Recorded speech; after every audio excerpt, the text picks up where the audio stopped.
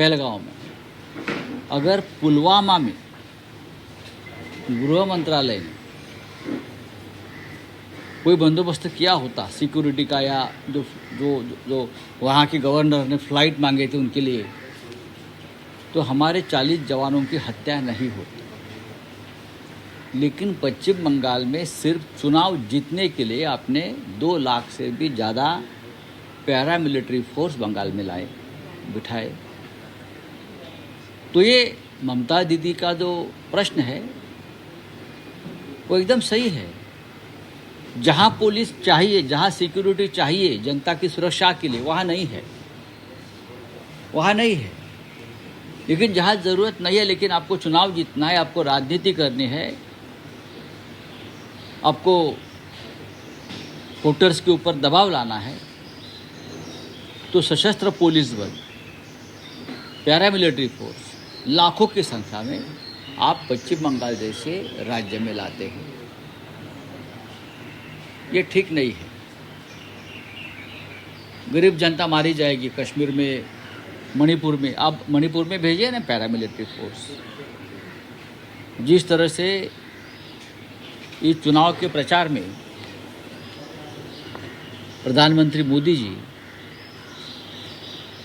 गृह मंत्री अमित शाह जी और उनका पूरा मंत्रिमंडल पश्चिम बंगाल में घूम रहे थे, ओपन जीप में रैली निकाल रहे थे। आप जाइए मणिपुर में, देखिए क्या हो रहा है।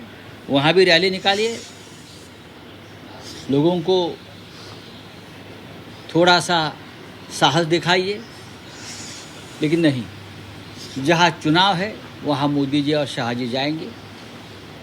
जहाँ चुनाव है वहाँ की सरकार और वहाँ के अपोजिशन के ऊपर दबाव डालने के लिए लाखों की संख्या में अर्धसैनिक बल वहाँ लाएंगे। ये लोकशाही, लोकतंत्र है। Sir, US president Donald Trump ने जो है ईरान के लिए शर्तें रखी है कि अगर आपको पीस टॉक्स करना है तो आपको जो है हमारी कंडीशंस माननी होगी। बात ऐसे, सबसे ज़्यादा पीस टॉक की ज़रूरत अमेरिका में है। जिस तरह से उनकी डिनर पार्टी में हमला हुआ, उसका मतलब है अमेरिका में सब कुछ ठीक नहीं है, अस्थिरता है, अशांतता है। तो जो लोग सड़क पर आए हैं, जो लोग हाथ में बंदूक लेकर आपके डिनर पार्टी में घुस गए हैं, तो अपने लोगों से पहले पीस टॉक करिए, बाद में विश्व की चिंता करिए। लेकिन डोनाल्ड ट्रंप पे हमला होता है और नरेंद्र मोदी निषेध व्यक्त करते हैं, लेकिन खामेनी पे हम उनकी जिस तरह से मौत होती है उस बात, ये तो बहुत गंभीर बात है। ये बहुत गंभीर बात है। प्रेसिडेंट ट्रंप के ऊपर एक हमला होता है, हमला भी नहीं होता है, कोई कोशिश करता है, आसपास कोई लॉबी में होटल के बंदूक चलाता है।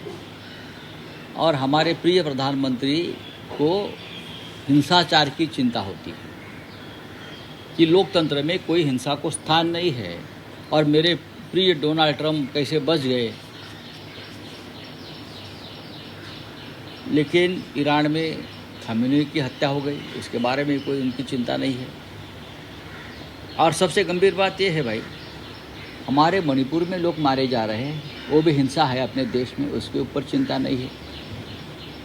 गाज़ा में हज़ारों बच्चों को मारा गया, उसके ऊपर हमारे प्रधानमंत्री ने कभी चिंता व्यक्त नहीं की, शोक व्यक्त नहीं किया।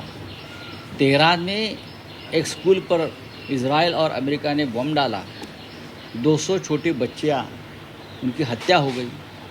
उसके ऊपर भी हमारे प्रधानमंत्री को दुख नहीं हुआ है, ना दुख जताया। लेकिन उनके प्रिय डोनाल्ड ट्रंप, जिसने भारत को गुलाम बनाया है, जो भारत का जो दुश्मन है, पाकिस्तान को ताकत दे रहा है, उनके ऊपर कोई हमले की कोशिश करता है आसपास किधर, तो हमारे प्रधानमंत्री को बहुत दुख होता है। अपने मरेंगे तो चलेंगे, लेकिन बाहर वाले जीने चाहिए। वडेट्टीवार काल याच मुद्द्यावर म्हणाले की ज्या पद्धतीने अमेरिकेमध्ये नागरिकांचा रोष आहे, भारतात देखील काही वेगळी स्थिती नाही। मी बोललो आता, बोला ठीक आहे।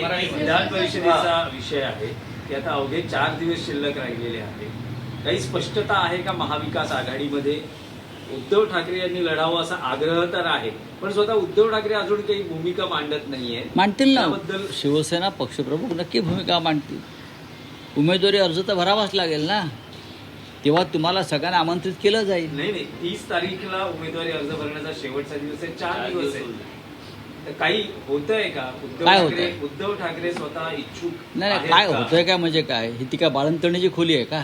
नाही कदाचित 30 तारखेला आ 30 झालंय तारखेला होतंय बघा, ऑपरेशन सुरू. होणार, व्यवस्थित होणार, पेढे मिळतील, तर काळजी करू नका. कोणाच्या नावाचे एक मिळणार? तारखेला नाही राहुल साहेब, कोणाच्या नावाचे मिळणार? उद्धव ठाकरे कळेल ना तुम्हाला, त्या क्षणी कळेल ना. नाही पण अनेक लोकांचे पेढे वाटायचे आहेत ना, काय आमचेच आहेत का फक्त?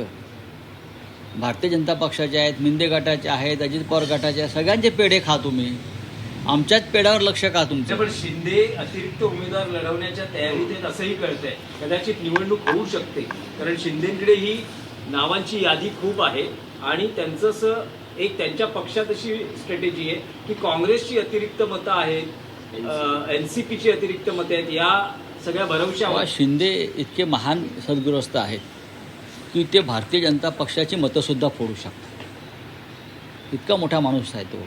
अमित शहानी वाढवलेला, देवेंद्र फडणवीस यांना अडचणीत आणण्यासाठी ते भाजपची मतंही फोडू शकतात, असं तुमच्या मला एकंदरीत बोलण्यावरून वाटतंय की ते सुपर पॉवर आहेत महाराष्ट्राच्या राजकारणातले. तसं काही नाही आहे. प्रत्येकाने आपापली मतं सांभाळावीत, भाजपनेही सांभाळावीत, मेंढ्याने सांभाळावीत, अजित पवार गटानं सांभाळावीत, कारण हे मतदान गुप्त आहे आणि कोणी कोणाचं नसतो, सगळे पैशाचे आहेत. पण राऊत साहेब मध्यंतरी एक तारखेला मिसिंग उद्घाटन होते. नाही, हाच विषय आहे. एक मिनिट, मध्यंतरी जे गेल्या आठवड्यात गाजलं ती उद्धव ठाकरे आणि देवेंद्र फडणवीस यांची भेट, बरं, मग जी रहस्यमयरित्या भेट झाली, ज्याच्यावर मुख्यमंत्र्यांनी म्हटलंय की अशी कुठलीही भेट झाली नाही आणि त्यांनी त्या ट्विटर हँडलला इशारा दिलाय की कायदेशीर कारवाई करू. पण ते ट्विटर हँडल ठाम आहे, त्यांच्याकडे काही पुरावे आहेत. ते म्हणतात की कायदेशीर नोटीस येऊ द्या. फडणवीस बोललेले आहेत, पण उद्धव ठाकरे अजून काही बोलत कशाला नाही. बोलायला पाहिजे? रहस्य अजूनही पण फडणवीस उत्सुकता आहे. राज्याचे मुख्यमंत्री आहेत ना. बातमी काय आहे? फडणवीस आणि उद्धव ठाकरे भेटल्याची कुठे भेटले असं बातमी आहे? वर्षा किंवा अन्य मग- ठिकाणी कुठेही मग भेटले खुलासा- कदाचित असं म्हटलं जातं एखादा मोठा उद्योगपती काही मध्यस्थी नाही करतोय, असंही म्हटलं असं नाही. जातं. बघा, प्रश्न असा आहे की बातमी तुम्ही अशी दिलेली आहे की वर्षावर भेट झाली. वर्षाचे सध्याचे मालक कोण आहेत? फडणवीस. त्याने खुलासा केला, त्याने स्वतः खुलासा केला ना. मग अजून काय पाहिजे आपल्याला? सर 1 मेला मिसिंग लिंकचं उद्घाटन होणार आहे, पण त्याच्या कालच एकनाथ शिंदे हे काल मिसिंग लिंकची पाहणी केली. त्यांचे जे फोटो व्हायरल झालेत, एका प्रकार इन्फ्रामॅन म्हणून ते स्वतः इमेज ते क्रिएट करायला पाहायला मिळतात. एकीकडे बीजेपीचे जे नेते आहेत ते स्वतः देवेंद्र फडणवीसांना इन्फ्रामॅन म्हणून प्रोजेक्ट करतात. जसं नरेंद्र मोदी हे फोटोशूट करतात, तसंच काल आपल्याला एकनाथ शिंदेचं पाहायला मिळालं. एकीकडे कसं आहे, आता रघुराय यांचं निधन झालं आहे काल, महान फोटोग्राफर. तर बहुतेक त्यांचा कॅमेरा या लोकांनी घेऊन स्वतःचे फोटो काढत असतील, बाकी काय. रावसाहेब, आणखी एक विषय आहे की केईएमच्या नामांतराचा विषय गाजतो. अरे झालं ना, काल बोललो ना. बोललात. काल या विषयावर पण बोललो ना आज मी. शिवसेना आंदोलन करते. करणार ना, का नाही करणार? मुख्यमंत्र्यांना आवाहन केलं गेलेलं आहे की या नामांतराची काही गरज आहे का? खरोखर गरज त्यांनी लक्ष नाही. घालावं. मंगल प्रभात लोढा यांनी त्यांचं जे ट्रम्प टॉवर आहे, ज्याने भारताला गुलाम केलं आहे, ट्रम्पने भारताला गुलाम केला, हे तर मान्य करतात ना भाजपवाले. ट्रम्पने भारताचं तोंड बंद केलं आहे. अशा ट्रम्प टॉवरचे मालक मंगल प्रभात लोढा आहेत. आधी त्या ट्रम्प टॉवरचं नाव लोढांनी बदलावं आणि कालच म्हटलं छत्रपती शिवाजी महाराज टॉवर्स करा, आणि मग तुम्ही इतर काही ज्या गोष्टी आहेत तुमच्या सोयीच्या त्यात लक्ष घाला. आधी ट्रम्प टॉवरचं नाव बदला. आम्हाला हे गुलामीची प्रतीकं आमच्या मुंबईत नको आहे. ठीक आहे, चला. मराठी भाषेच्या सक्ती संदर्भात ते होईल सक्ती व्हायला पाहिजे. सर ये ट्रम्प के अटैक पे कांग्रेस के नेता विजय वडेट्टीवार नहीं, का ठीक है, कहना छोड़ है दीजिए. कि हाँ, उनमें क्या है और क्या जैसी करनी है? वैसी हो गया. करनी, सर उन्होंने ये कंपैरिजन नहीं, मुझे मालूम है. ट्रम्प से मोदी जी की. मैं ट्रम्प की बात करता हूँ. चलिए.